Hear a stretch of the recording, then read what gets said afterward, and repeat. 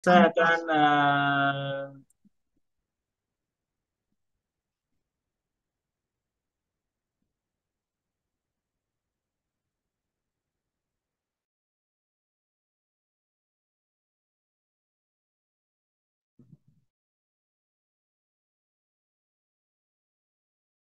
Pak itu suaranya ke mute. Suara Pak Eko.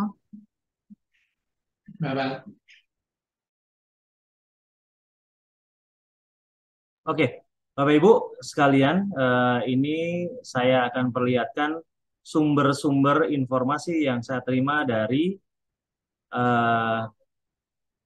NCBI. Ya, di sini adalah apa itu natrium bikarbonat. Selama ini kan kita selalu memandang curiga dengan barang ini. Nah, oleh karena itu saya ingin menjelaskan kepada Anda jauh lebih komprehensif supaya kita tidak memandang curiga ini.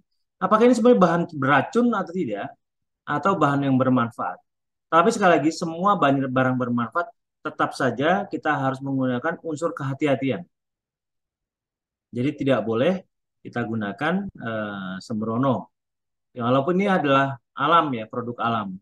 Makan nasi kalau sedikit ya bolehlah, oke.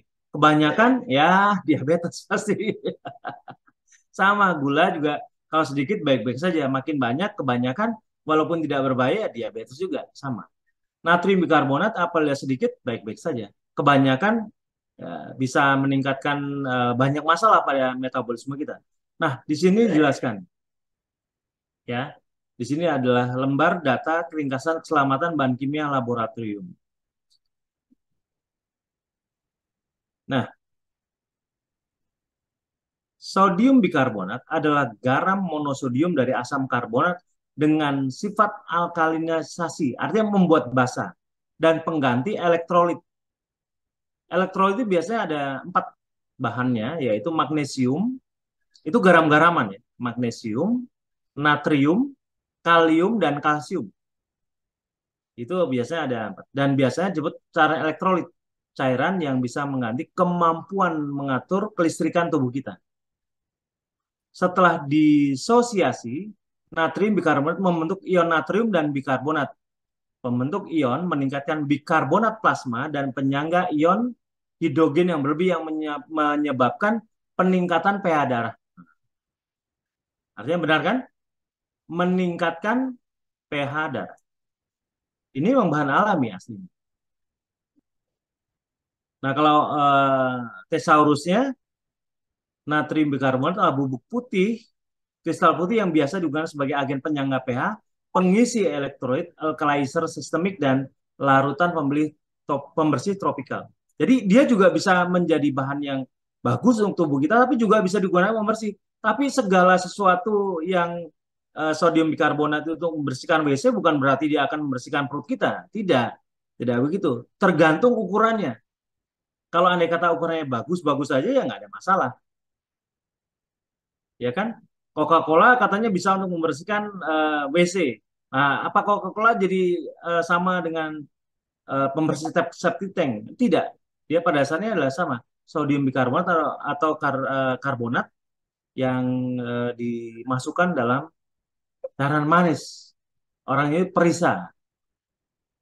Ya.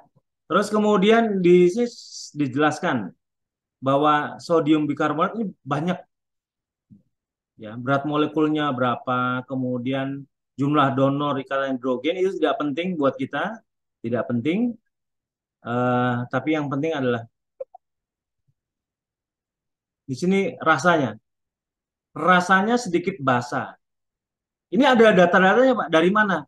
Laranaga eh, Medical Doctor. Jadi semuanya jelas, informasinya juga jelas. Rasa asin dan sedikit basah. Ya, titik lelehnya juga 228 Fahrenheit. Juga tidak penting. Itu tidak penting bagi kita. Yang penting adalah ini. Dan juga ini. Kalau andai kata, di sini ada metabolisme dan atau metabolik. Penggunaan yang berlebih dapat menyebabkan alkalosis sistemik. dan pada hewan.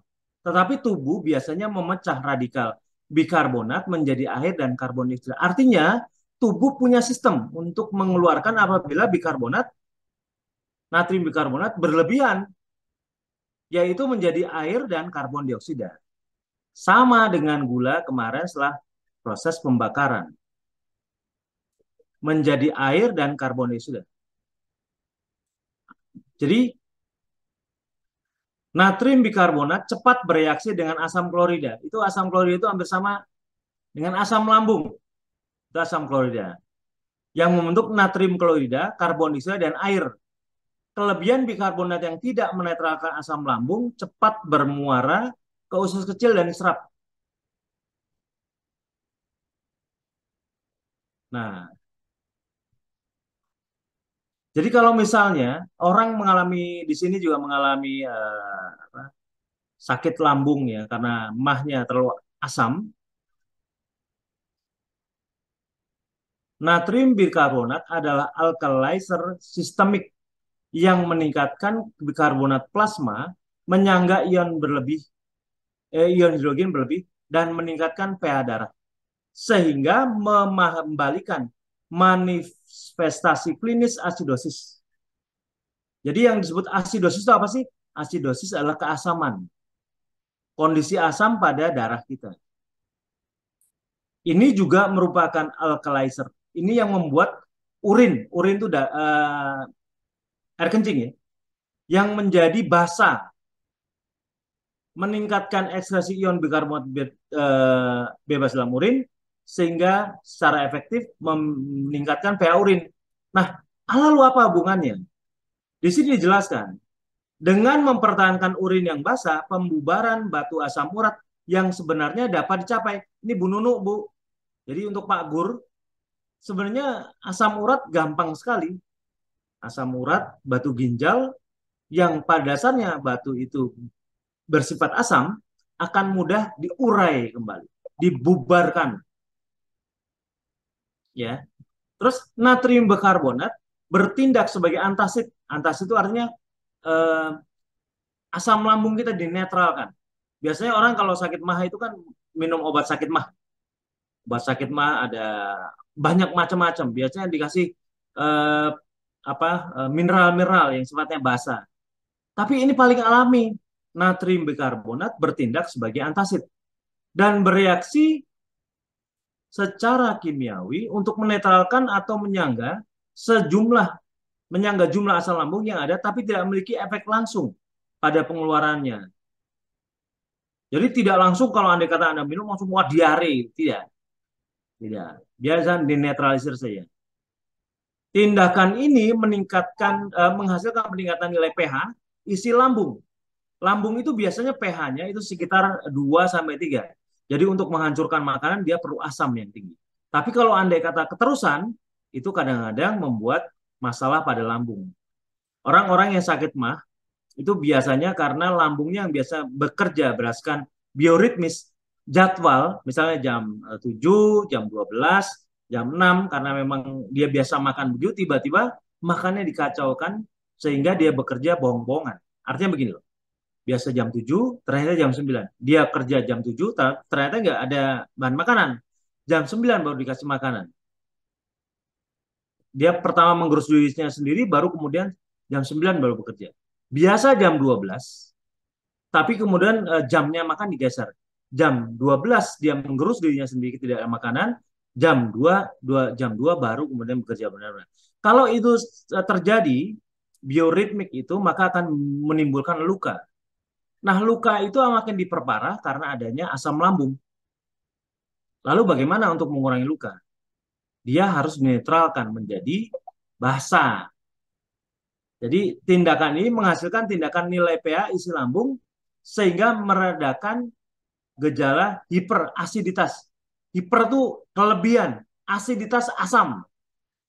Keasaman yang sangat tinggi. Jadi Bapak Ibu bisa melihat ya bahwa di situ banyak sekali fungsinya, termasuk ginjal. Sumber atau penggunaan digunakan dalam baking powder, bahan tambahan makanan lainnya. digunakan dalam sabun. Apa berarti kita minum sabun? Tidak. Kita tetap minum atau makan sumbernya yaitu natrium bikarbonat. Deterjen, obat kumur, antasid, obat mah ya, obat-obatan kosmetik, alat pemadam api. Apakah berarti kalau kita makan natrium bikarbonat, kita makan seperti alat pemadam kebakaran? Kan tidak toh. Tergantung apabila diatur dan diberikan dicampurkan dengan bahan kimia lain, baru dia menjadi pemadam kebakaran. Kemudian Bapak Ibu bisa melihat bahwa di sini sebentar saya akan lihatkan bahwa ini produksi Amerika Serikat dan ekspor Amerika Serikat karena beritanya memang dari Amerika Serikat, Bapak Ibu. Nah, ini kalau andai kata terlalu banyak juga bahaya. Jadi penggunaan harus secukupnya dan hati-hati. Karena kalau terkena gejala paparan senyawa ini termasuk hidrasi pada kulit, mata, hidung, dan tenggorokan, batuk, rasa tidak nyaman di dada, dan gangguan pencernaan. Alkalosis berat dapat ditandai dengan hiperiritasibilitas. Ya. Tapi sekali lagi ya, bahwa dari sini saya ingin berikan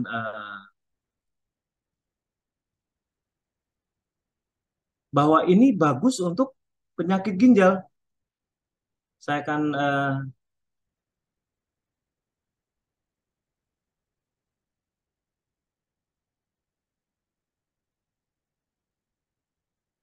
tadi natrium bikarbonat oral diindikasikan untuk mengurangi kristalisasi asam urat, Bu Nunu. Tambahan untuk pengobatan urikosurik pada gout. Ya Bu ya. Bahkan digunakan sebagai pengobatan keracunan obat tertentu, termasuk barbiturat dan keracunan salisilat atau metil alkohol. Ya. Terus kemudian, penggunaan terapeutik. Natrium bikarbonat digunakan dalam pengobatan asidosis metabolik yang berkait dengan banyak kondisi, termasuk ginjal berat. Ginjal berat, kan bukankah Bapak Ibu selalu menghindari informasi ini? Jangan-jangan ginjal saya makin berat. Nah, tapi faktanya tidak. Di sini adalah bahan kimia, bukan bahan, mineral yang bahkan dianjurkan karena ini menolong kita. Ya, diabetes yang tidak terkontrol, ketoasidosis, sirkulasi darah yang ekstrakorporeal, serangan jantung, insufisiensi peredaran darah yang disebabkan oleh shock dan dehidrasi berat, asidosis laktat, ketoasidosis alkoholik, penggunaan inhibitor, karbohidrat anhidrase, dan pemberian amonium klorida. Jadi sebenarnya natrium bikarbonat itu menetralisir hal-hal tersebut. Jadi beberapa informasi yang keliru bahwa ini akan menimbulkan ampas yang berbahaya, ternyata tubuh bisa segera mengeluarkannya. Baik melalui karbon dioksida yang kita keluarkan melalui paru-paru, atau ginjal akan mengeluarkannya dalam bentuk garam-garaman. Jadi akan demikian. Terus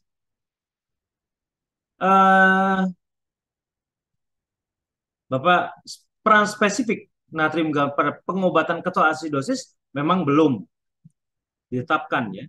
Tapi tadi sudah jelas untuk ginjal bagus sekali. Karena orang-orang yang diabetes biasanya akan ada masalah pada ginjal.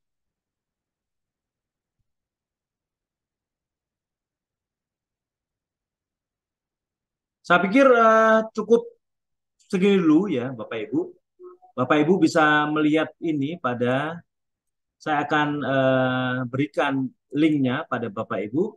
Sekali lagi ini dalam bahasa Inggris. Bapak Ibu tinggal